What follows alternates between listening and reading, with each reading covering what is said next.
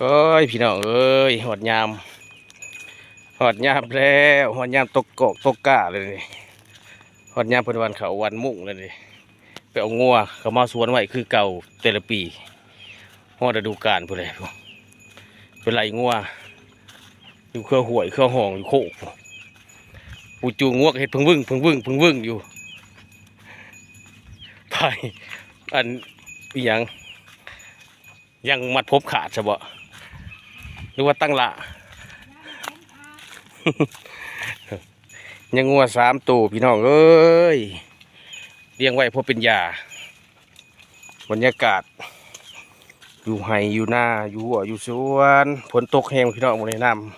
ำเป็นไรงัวมันเขามาไว้คอกบรรยากาศบ้านนอกบ้านนาเฮาพี่น้องเอ้ยหากลูกแต่ไข่ใหม่ไข่ทิศปลายพี่น้องเอ้ยบ่สบายยังลอยๆอยู่นี่แหละโอ้ยากเลย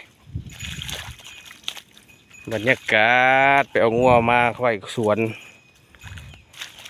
อีเดสวนเท่ากับพี่น้องกับบดไก่ดอกบดไปเอางัวมากันเลยฮะจับงัวเข้ามาไว้เปิดให้ไปเอาเลยเด้หอดย่ามมันเลยหอดย่ามเอางัวเขาคอกแล้วเปินดำให้ดำเปินวานก้าวานมุ่งวานเข่าเลยพี่น้องเลยเปิดให้เอางัวเข้ามาไว้น้ำน้องจะเหม็นขืนขักพี่น้องเลยนะ2 ทิศไป2 ทิศบริมาสวนฝนตกแห้งเถอะนี่วะน้ำขึ้นคุ้งเลยเฮือนนี่ฮะผลดีได้ปีนี้คุณหาทางมาแล้วพี่น้องขึ้นดีแล้วเผือดใหม่ผดใหม่ก็ได้จะไปขึ้นไวๆได้จะเป็น6ยางรัดเข้ามาทางนี้ให้ไม่บ้านคอยเอามาทั้งผู้คอยมาพี่ก่อนหวยเมื่อยพี่น้องเอ้ยเมื่อยยังไข่โอ้ยผู้ปุ่นหลัดมาทั้งผู้ไปหลัดกับสวนก่อนพี่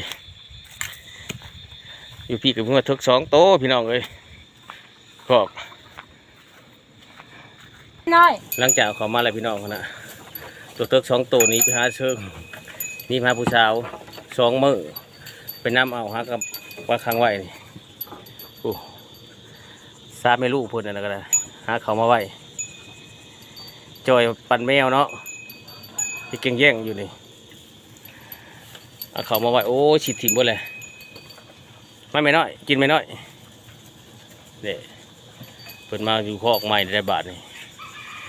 เปิดคอกบนแรงงัวหาตูเดี๋ยวพี่น้องเลย